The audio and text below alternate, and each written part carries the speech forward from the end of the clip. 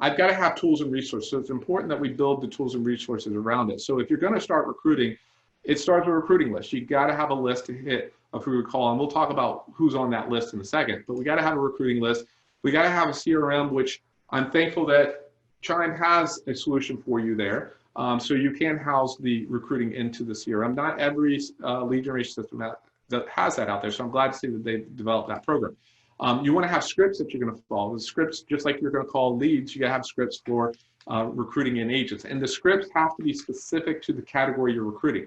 What I'm going to say to a newly licensed agent is totally different than what I'm going to say to a $3.3 million producer. Why do I say 3.3? Because that's 100,000. That's a milestone. So that's a different script. And that's a different script than I'm going to talk to a co-broke agent who did a transaction with another agent. So you want to make sure your scripts are customized to the person in which you're calling.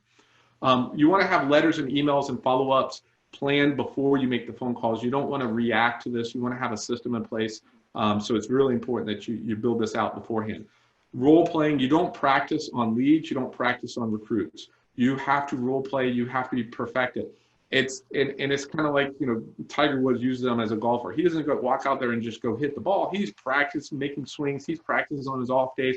He gets better and better each time. And when he doesn't, he loses it. The same thing that we do as brokers, if we're not regularly making these phone calls, we get these marbles in our mouths. We don't know what to say. It's what you say, how you say it when you say it. It can make total difference. And you see it with your team members on your lead systems. You see the agents who are very successful. They have good scripts. They know what to say. They role play, and then they're effective in the recruiting.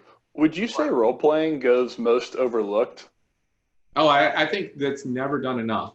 And I think we can purposely plan for role playing. So one of the things that we talk about in our, my consulting and coaching plan is things like call night. You can implement call night where you bring the agents together and you role play.